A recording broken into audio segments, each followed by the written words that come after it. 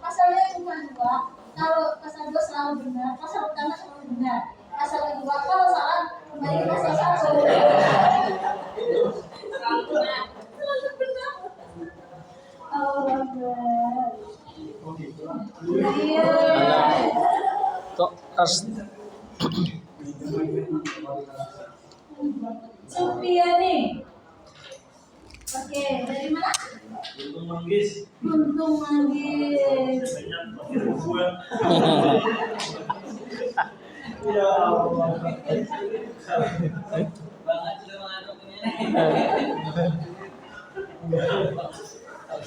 Jam-jamnya lemah ini lah. Jam-jamnya ini.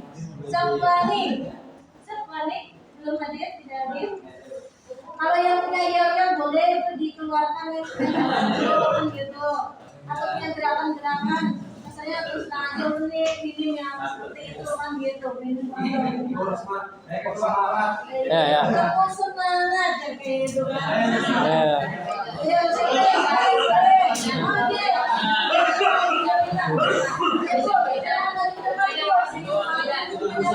Ya. Ayo.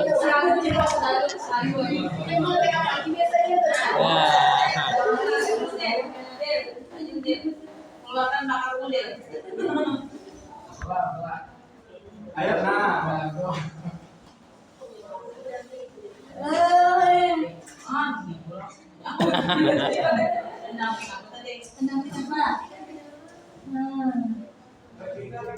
Oke.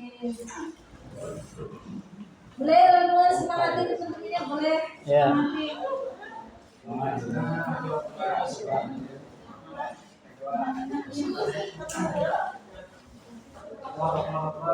Kosmanya siapa kosmanya?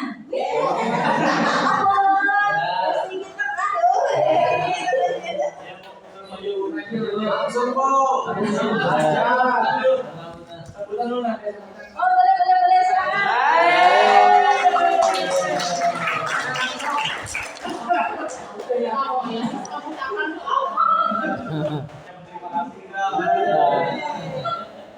Jadi kami ucapkan terima kasih.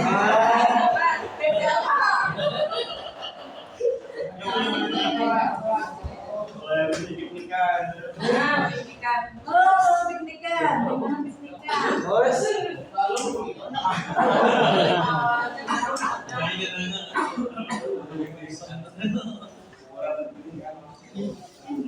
Gimana piknikan?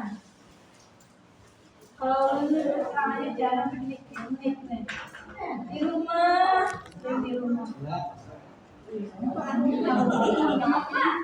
Papa yang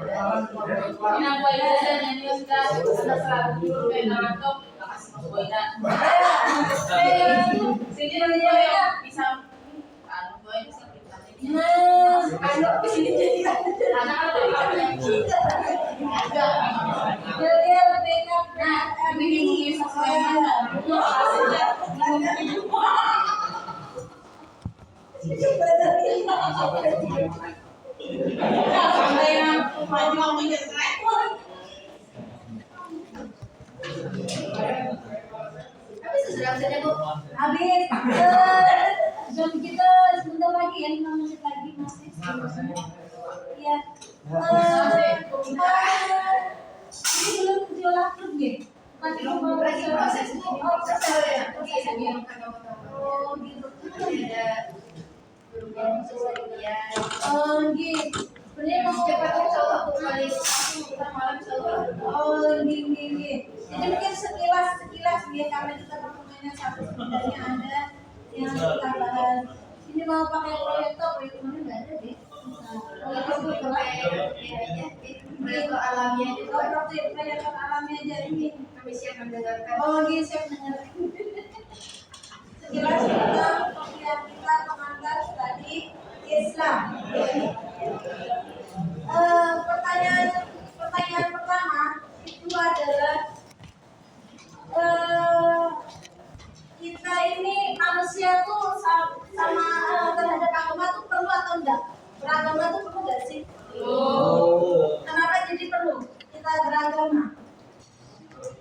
untuk mengatur kehidupan kita. Untuk mengatur kehidupan. Boleh yang lain? Pedoman hidup. Bukan pasang hidup belajar kultural. Mohon maaf mungkin kalau pertanyaan mulut mungkin agak aneh ya. Intinya bukan maksud apa-apa, kita di sini kan bisa sama-sama belajar kan gitu ya. Mungkin kalau ahli ngomongnya gitu ya, mohon maaf. Hanya sudah supaya kita belajar berargumentasi aja. Kalau tadi agama sebagai pedoman hidup, agama sebagai arahan hidup kan gitu. Tanpa agama sebenarnya kan sudah ada gitu aturan. Kenapa jadi harus agama? Kenapa jadi harus memiliki agama? Agama itu kebutuhan. Kenapa jadi perlu terhadap agama atau terhadap agama? Apakah semuanya yang ada ini kan gitu tidak memfasilitasi kebutuhan itu? Gitu. Tapi memang yang namanya manusia dari awal dilahirkan kan kita tuh kan sudah diberi pilihan. Jadi pas waktu kita menjalaninya itu otomatis kan dalam kehidupan kan kita punya permasalahan atau punya apa namanya harus punya pegangan gitu. Jadi manusia itu kalau yang pengen tenang pasti yang orang ateis saja kan misalnya mereka tuh sebenarnya punya kegelisahan. Padahal kan mereka aku nggak usah deh punya agama gitu misalnya yang ateis kan. Tapi ternyata di satu waktu mereka ada kegelisahan atau itu yang ini harus apa sih sebenarnya sih. Jadi kan kalau kita punya agama tuh harus kita tahu Tuhan kita siapa. Terus tempat kita mengadu selain dari manusia itu siapa gitu. Ada tujuan terus setelah kita melakukan misalnya ritual ibadah dengan agama itu tadi, kita merasa ada ketenangan di jiwa kita. Jadi itu yang belum bukan pokok lagi. Lain boleh?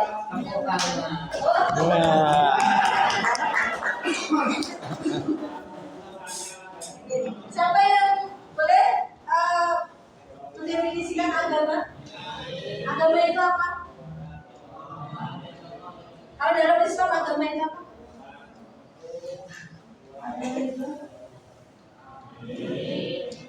Agama Islam. Dalam Islam agama.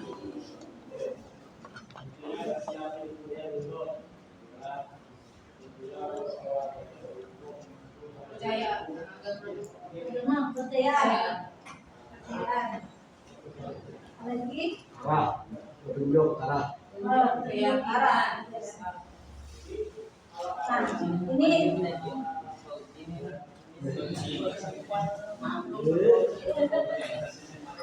udah menanam ya manusia dan agama.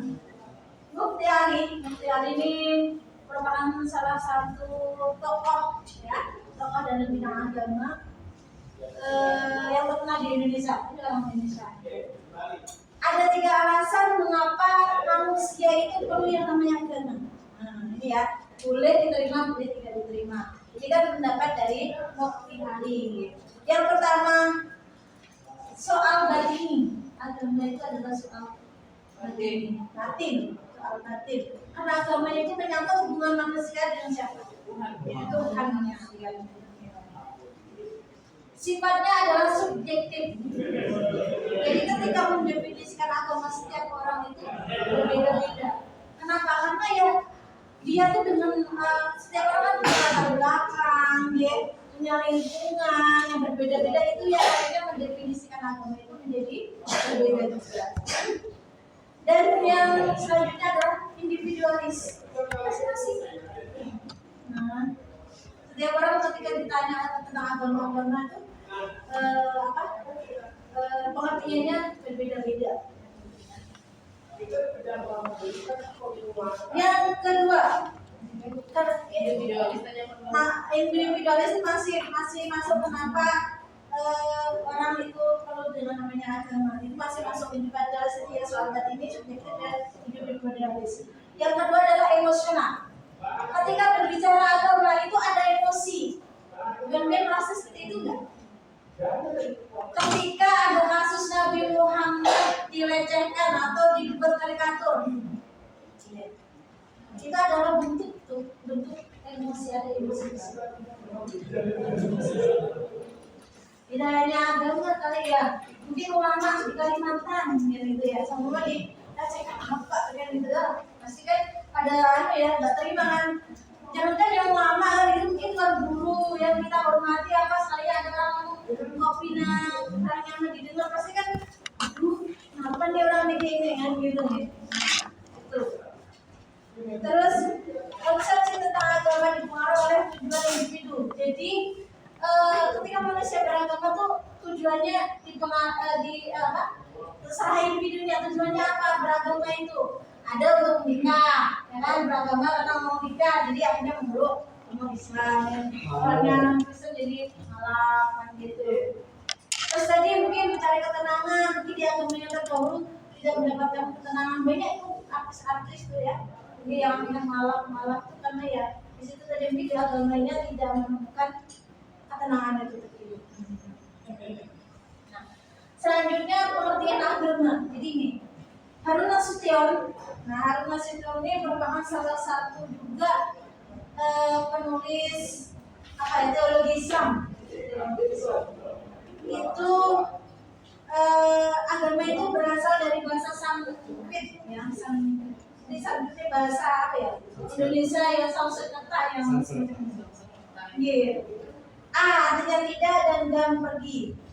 Tempat diwarisi dan gitu. Nah, kalau dalam Islam itu din gitu ya. Din Islam. Ya, din Islam menguasai, menunjukkan patuh, balasan dan kebiasaan. Namun dan untuk bahasa sempitnya itu agama adalah undang-undang atau hukum.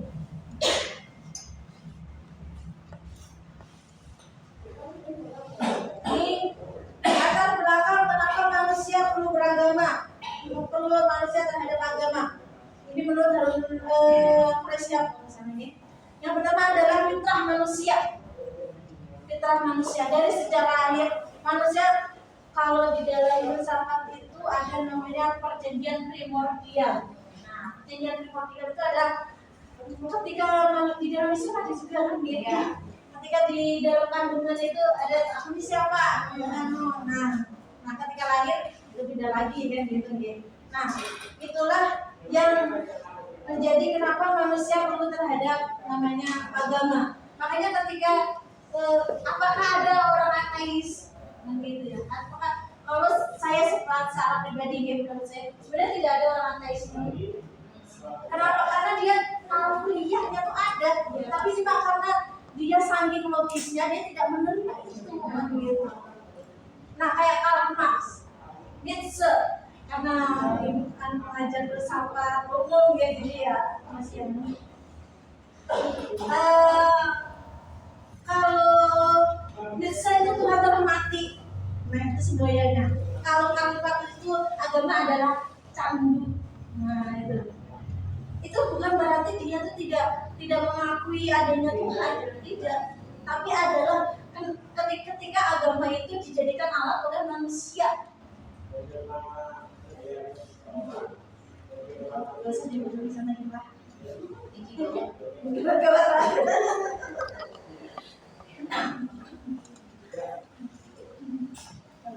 Kita lanjut. Yang selanjutnya adalah kelemahan dan kekurangan manusia. Manusia itu punya kelemahan dan kekurangan. Makanya perlu yang namanya agama. Jadi ketika ada masalah, larinya adalah ke agama. Tapi sebenarnya itu nggak boleh kan gitu ya. Itu nggak boleh. Ketika yang mungkin yang sebelum nikah putus pacar dengan pacarnya, wah gitu lanjut sholatnya atau apa. Itu sebenarnya nggak boleh. Jadi agama sholat jadi tempat pelarian.